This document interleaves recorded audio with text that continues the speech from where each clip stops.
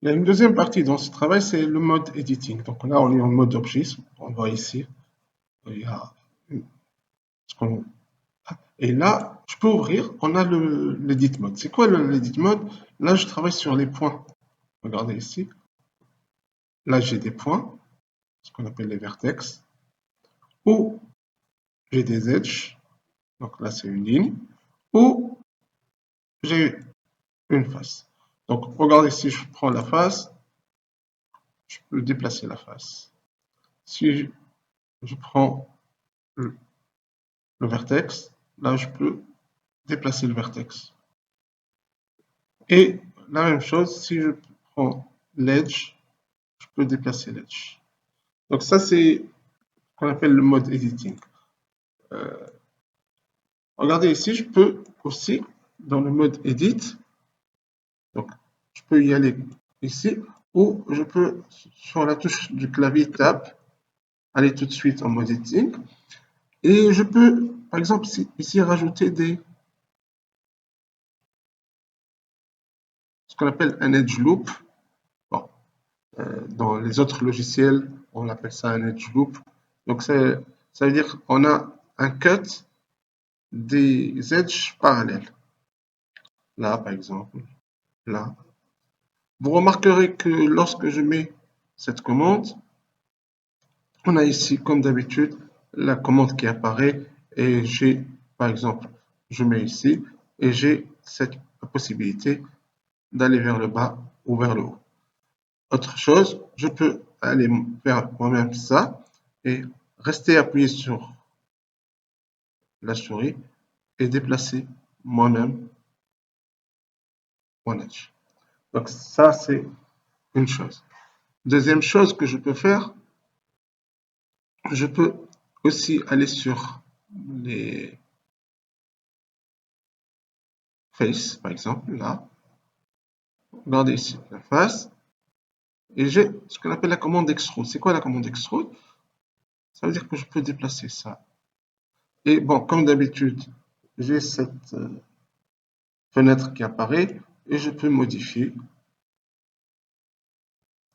ça. Cette commande est très intéressante. Par exemple, regardez, si je vais en vue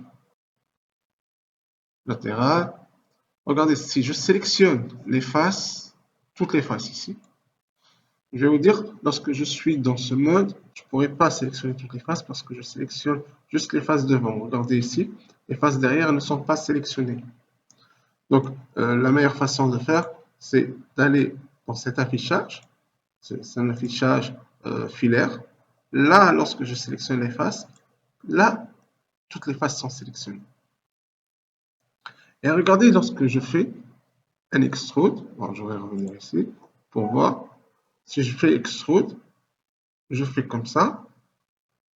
Tout ça se déplace comme si c'était vraiment un simple move. Par contre, j'ai la possibilité d'ouvrir et de faire, par exemple, un extrude long normals. Bon, il y a plusieurs possibilités, on ne va pas toutes les voir. Par exemple, là, c'est suivant les normales. Donc, et regardez là, je peux soit faire un extrude vers l'extérieur, ou comme vous l'avez vu, j'aurais pu faire ça vers l'intérieur. Mais je peux le faire tout de suite vers l'intérieur, regardez, modifier, aller vers l'intérieur. Et d'une manière perpendiculaire aux faces. Je peux aussi sélectionner, là, on l'a déjà vu, je peux sélectionner ces faces. Et maintenant, je vais faire extrude de cette manière individuelle. Ça veut dire que là, chaque face sera indépendante. Regardez ici, là, j'ai fait un extrude individuel. Donc ça, c'est la commande extrude. Il y a, par exemple, ici, je peux sélectionner cette face. Et il y a ici la commande insert. C'est quoi la commande insert? Je sélectionne la face, je vais sur le cercle, je déplace un peu. J'ai l'interface. Je lui dis, je veux faire un insert. Et j'ai une option. c'est de faire un insert vers l'extérieur ou vers l'intérieur, ou de rester au centre, là au centre. Donc là, c'est beaucoup de commandes qu'on peut utiliser. Il y a beaucoup de commandes ici. On ne va pas toutes les voir, mais c'est le principe. Vous pouvez les tester une à une. Par exemple, ici, j'ai Bevel. Bon, je vais faire File, New. OK, je ne vais pas enregistrer. Je vais revenir ici. Et là, je sélectionne mon cube. Je vais en mode Edit. Et je veux rajouter, par exemple, ici, des petites coupes, des chanfreins. Donc, je sélectionne les points. Là, regardez, par exemple, je vais sélectionner tous les points. Donc là, j'ai sélectionné juste les points. Et je vais aller sur Bevel. Lorsque je vais sur Bevel, là, l'ordinateur, pour lui, j'ai sélectionné les edges. Regardez. Il a fait un bevel pour les edges. Non, moi, je veux pour les vertex. Donc là, je sélectionne vertex et voici ce que j'obtiens. Naturellement, là, je peux augmenter ou diminuer la taille de ces chanfreins. J'aurais pu les faire pour les edges. Les edges, ça veut dire les lignes. Donc ça, c'est la commande bevel. Il y a une autre commande intéressante ici. Je vais revenir CTRL Z. Je vais revenir.